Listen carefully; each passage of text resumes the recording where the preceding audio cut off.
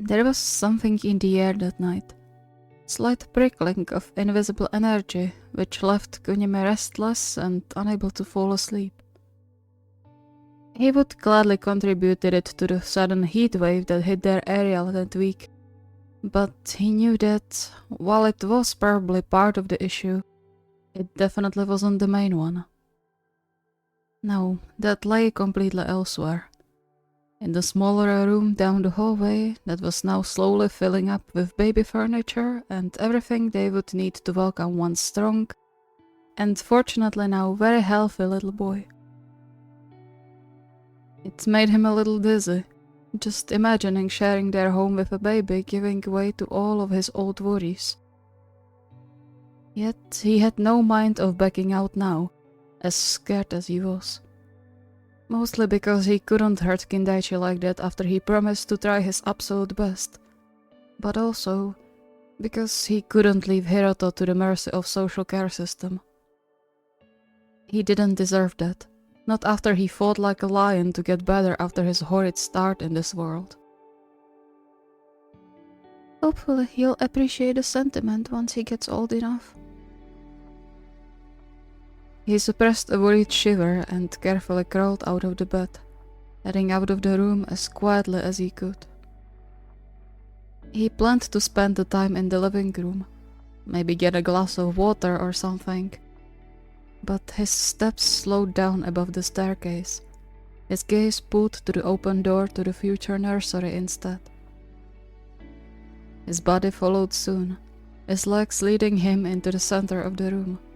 The unfinished crib and changing table looming around like a dark mass in midst of the dulled colors. I hope you'll like it. It's so different from the hospital. Slowly, he settled on the floor, hugging his knees as he let his mind wander, his fingers tightening in the fabric of his t-shirt every time he was reminded of just how unprepared he was for the whole thing. It's fine. He knows what he's doing. However, while that was true, Kindaichi was still recovering, as much as he wanted to believe he was fine now. Meaning, he had to help as much as he could and be prepared whenever Kindaichi would falter. But what if he faltered first? Even if I have to break my legs again to catch you, I will.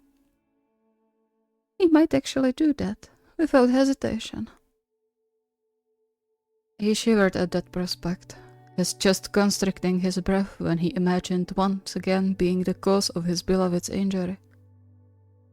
Would he be forgiven so easily as the first time? What about the third time he would fail?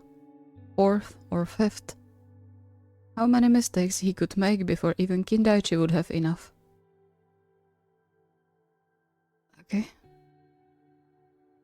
He flinched, his head spinning a little as he turned around sharply, earning himself an apologetic look. Sorry, that wasn't on purpose. I know. Still watching him with curiosity, and maybe a bit of concern too, Kindaichi made his way to him, the uneven footsteps echoing deep inside Kunimi's soul. His face twisted when he tried sitting on the floor too, and Kunimi quickly pushed one of the small cushioned seats to him. Thank you. You should take it easy. I know. He sat down with a relieved sigh, massaging his thigh for a while before he tilted his head at Kunimi. Why are you sitting here alone? I didn't want to wake you up. That's not why I'm asking. He reached over to caress Kunimi's cheek, now definitely looking concerned. Something's troubling you, isn't it?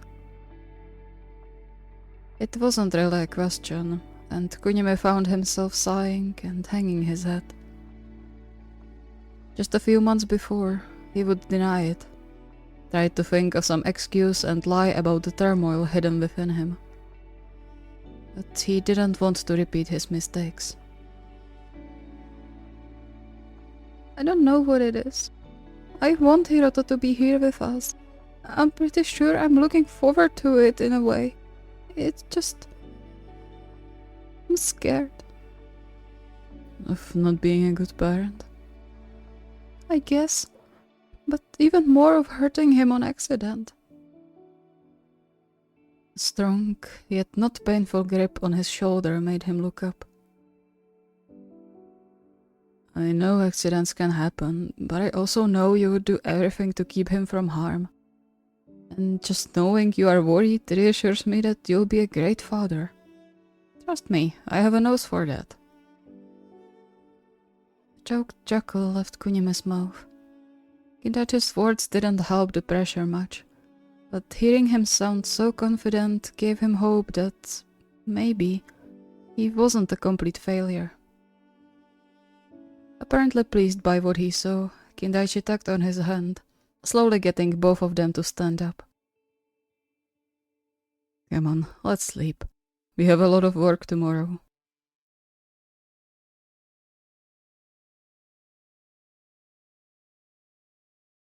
Taichi highly doubted Hayato would wake up just because he left the bed. Sure, there were instances when his husband seemed to have a sixth sense regarding him, but he was also a heavy sleeper. Like, really heavy.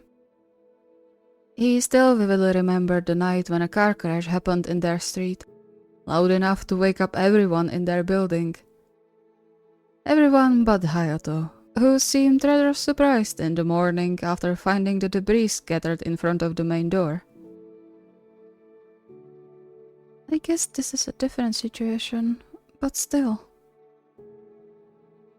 He watched his husband's sleepy face for a while, a gentle smile curling his lips. It wasn't a secret to him that Hayato was absolutely adorable when he slept, and in a way, he was proud to be one of the few people who got to witness it so often.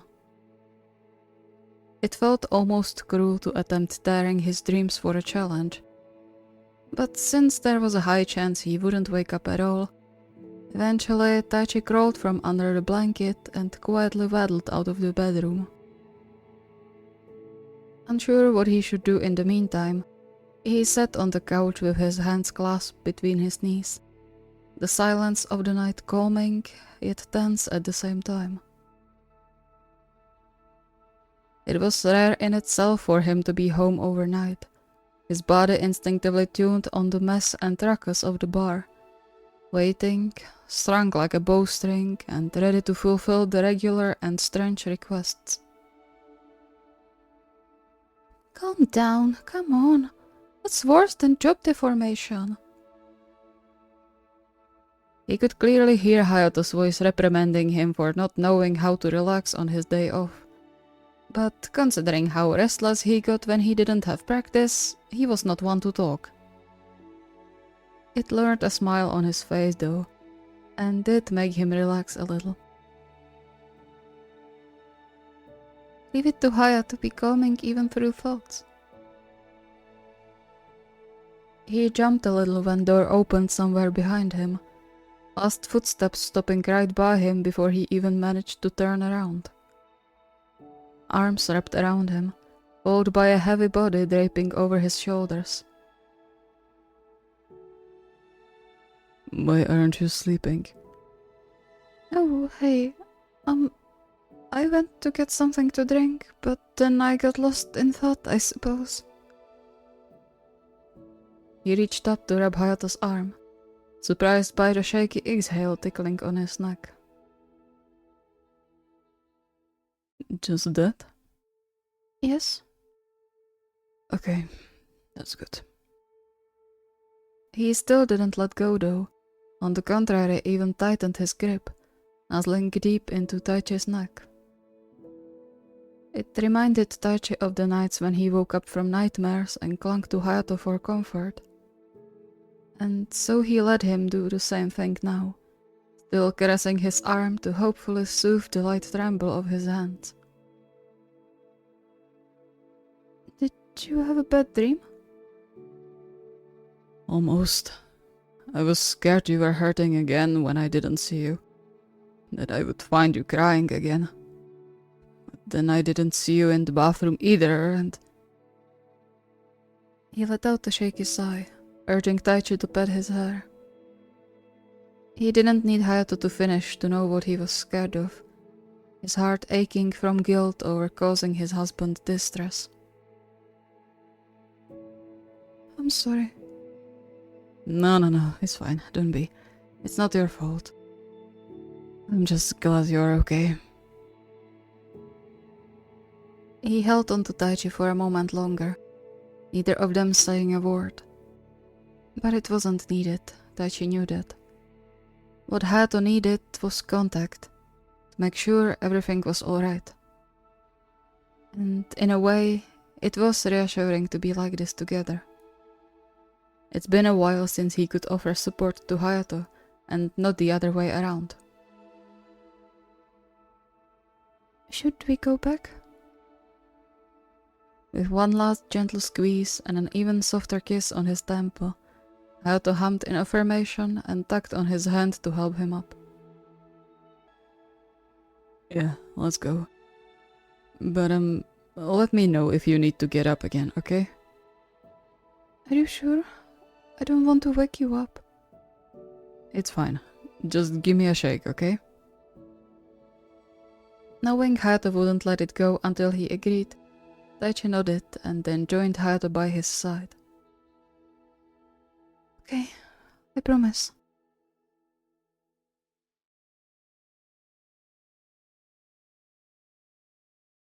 The more Kenji thought about it, now comfortably snuggled deep in Aone's arms, the harder he realized he had two big issues. One, he had no way of getting out of Aone's embrace without waking him up, and two, Aone's overprotective nature that was almost certain to flare up if he acted weird. He still had the situation around the stupid heartbreak vivid in his memory, dreading doing something like that again. Especially now when they finally settled on a solid ground with their relationship again. I suppose I can at least try. He's not going to get upset just because I get up for a while. He tried to move slowly and as carefully as possible, unwrapping himself from the covers and the giant arms holding his waist while keeping an eye on Aone's face. Come on, just a bit further. And yet, just as he thought he actually managed the impossible, he froze in place when Aone's eyes fixed on him, a low hum resonating through his chest. Kenji chuckled sheepishly, motioning to the door. Sorry, I just needed a bathroom break. Aone didn't seem completely convinced, although it was hard to tell in the dark, but then nodded and reached over to squeeze Kenji's hand. Turn on the lights when you go. Huh? But why? I know the way blind at this point. To be sure. Kenji wanted to protest, say that he wasn't that clumsy, but the badly hidden urgency in Aone's grip stopped him before he could. After all, it was his clumsiness that sent him down the stairs back then. Considering how worried Aone was afterwards, he probably shouldn't be surprised it was still his concern, even now. And so he smiled and tapped on Aone's hand as a silent promise, looking back at his fiancée once he turned on the lights in the hallway for approval. Such a worry bug. Since he wasn't able to do the challenge properly, he made a quick work of going to the bathroom, suddenly finding himself missing the warm hug. Besides, in a way, he didn't fail. Aone waking up was a reaction too, right? And he was a little worried, that much was obvious, which was exactly the reaction Kenji would expect if he managed to sneak out. Unsurprisingly, he could see Aone stayed awake, watching the doorway for his return. It made his heart flutter in his chest, reminding him of all the moments before they even started dating when Aone kept an eye on him and his well-being, Such a sweetheart. If only he could match the energy. Maybe then... He yelped when his foot got caught by the threshold, only barely managing to catch the door frame and not faceplant on the floor. Before he even managed to find his footing again, Aone was by his side, his arms wrapped around him as if he was still falling. Careful. An awkward chuckle escaped Kenji's mouth. Sorry. It seems like not even light can keep me from stumbling. He kept his tone light, mostly because nothing serious happened, and because he was just proven wrong concerning his clumsiness, but also to prevent Aone from worrying too much. Although, judging by how firmly he held him, that would be quite difficult to achieve. I'm fine, really. It was just a little stumble. Doesn't matter. You could have fallen. Well, yeah, but I didn't. That's important, right? He caressed Aone's cheek, very much enjoying the short stubble scratching his palm. I'm fine, I promise. You don't have to worry. A soft sigh heaved through Aone's chest after a short while, gentle kiss landing on Kenji's lips. I have to worry. Come on. Kenji followed him without a word of protest, humming happily when Aone pulled him to his chest again, engulfed in the safest embrace he knew. And while he didn't want Aone to worry, he considered the whole thing as a win-win situation.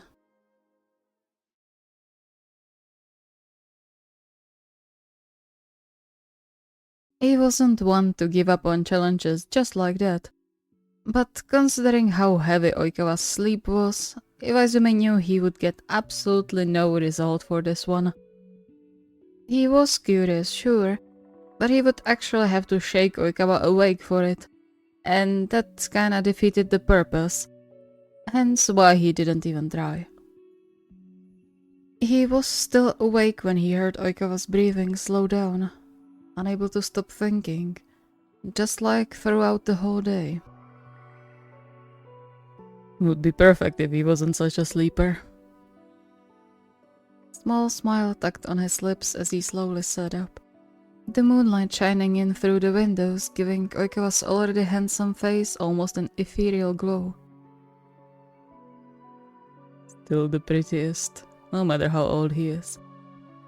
Lucky me, huh? He was aware of just how fortunate he was to catch Oikawa's eye in the way he did. It was a small miracle when he thought about it, back then when they confessed their feelings for the first time, and now as well. His chest constricted when he recalled the most recent instance their relationship went through a test.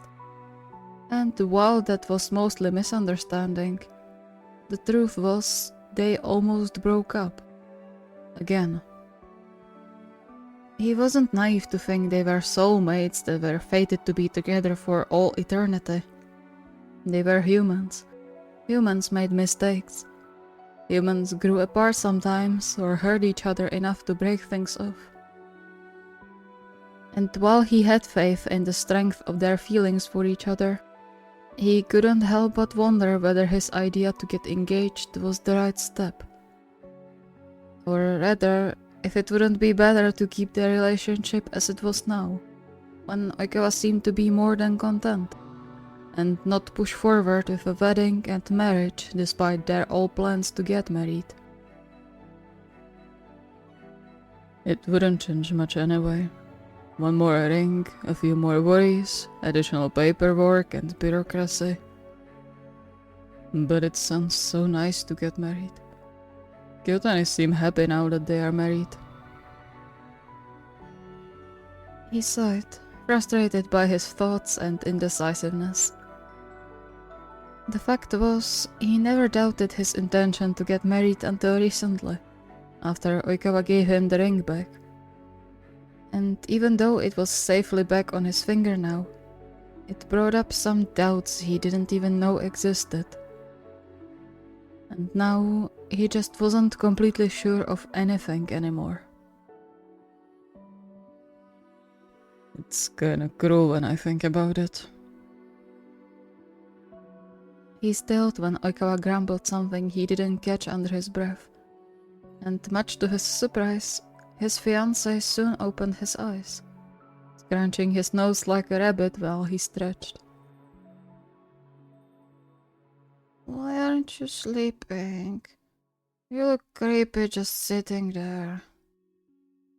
Do I know?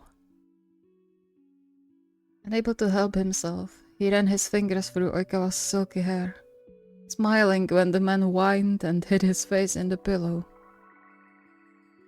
Yeah, so go back to sleep, will you?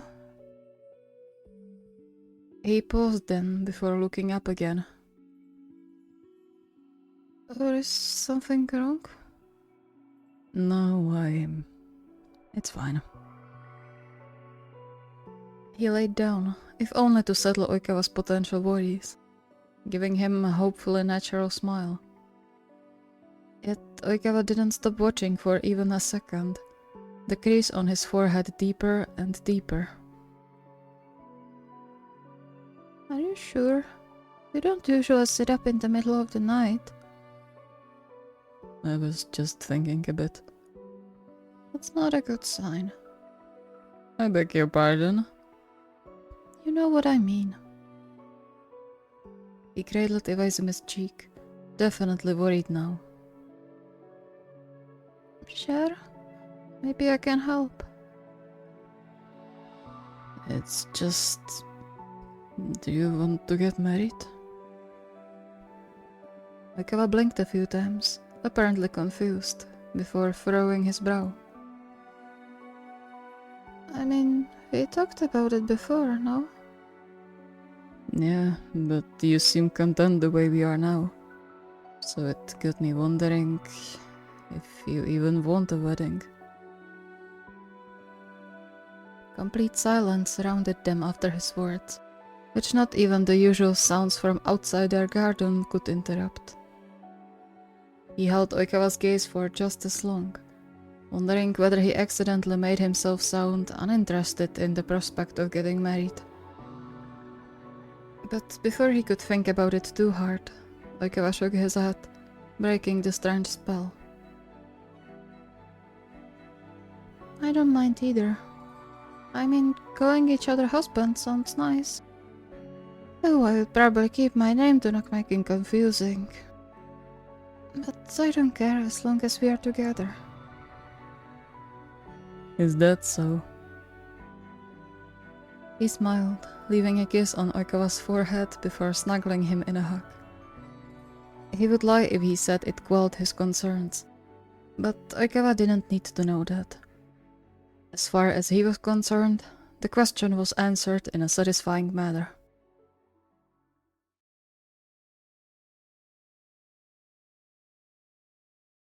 While he told the truth when he said Osamu and him were fine now, they talked long and a lot, and managed to soothe things again.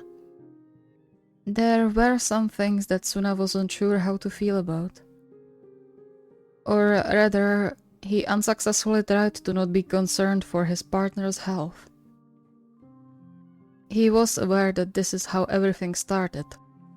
The first seed of the argument that grew into Osamu's anger and momentary indifference, so to say. But watching Osamu fret around him all the time was both sweet and worrisome. He's still recovering too, but talking to him is as useful as trying to move a wall with words. He sighed deeply, torn between being grateful that his boyfriend cared for him after all, and binding Osamu down to finally stop him from ruining his knee, and much more importantly, his heart. Shiver ran down his spine when he recalled the doctor's words warning Osamu to limit stress. Otherwise his heart could spasm again. Just imagining finding Osamu unresponsive again, filling his soul with dread. but he feels too guilty to listen to me now. Stupid, stubborn idiot! Why can't he see he's destroying himself? And proving me right in the first place too? Just when did the relationship get so difficult? Might be because we are both stressed about the shop. He sighed again, glancing at seemingly peacefully sleeping Osamu. For a short moment, his thoughts got overtaken by just how handsome his boyfriend was when his face softened in sleep, before he reminded himself of the challenge. Slowly, he crawled out of the bed, making sure he didn't get tangled in anything or stumbled, and quietly tapped out of the bedroom. It's probably not going to do anything, but hey, whatever. He plumped down on the couch, fighting a yawn and heavy eyelids, once again cursing himself for not going to sleep earlier. Although then he wouldn't wake up until morning. That's just how his body worked, they both knew that. Technically everyone who slept in the same room as him at least once knew that. He chuckled at the memory of his first training camp with the EGP, and the competition that apparently took place under Komori's leadership to see what would wake him up. Considering he couldn't recall anything, and their sour faces in the morning, he did not wake up. In some ways the same. No one knows it though, maybe except for Atsumu. Which was one of the reasons why he already checked the challenge as failed. And yet, just as he thought that... Rin? A muffled call of his name sounded from the direction of their bedroom, quickly followed by rushing footsteps. Suna sat up, confused, and his chest constricted a little when, even in the relative darkness, he could see the panic settled in his boyfriend's face. Rin? Hey, I'm here, no worries. Osamu visibly swayed on his feet, letting out a clearly relieved breath as he leaned against the couch. Startled, Suna was on his feet in a second, his own heart racing as he positioned himself to Osamu's side for support. Are you okay? Come sit down. Should I call someone? No, it's fine. He did sit down though, raking his fingers through his hair, giving Suna a proper look at how much his hands were trembling. It was just a nightmare. Nightmare? Yeah, it's fine. More than anything, Suna wanted to inquire further, but a single look at obviously distressed Osamu silenced him. He didn't need to know everything. There was going to be a better time to ask. And so he just pulled Osamu to his side, rubbing small circles into his back to hopefully help him forget the fright, or at least soothe it a little. Did you leave for some specific reason? It was a very careful question, so atypical for his usually no-nonsense boyfriend. One he could use to push his agenda to make Osamu take better care of himself. But he couldn't bring himself to right now. Not really. Just went to the bathroom and then get water, but I got stuck here for some reason. I see. Okay, that's fine. That's fine. Yeah, I guess. It's going to be fine once we get back to bed, Come on. He tucked Osamu up and gently steered him towards the bedroom. Osamu didn't let go of him the whole time, not even after they laid down, making Suna wonder just what horrible things did Osamu's dreams show him.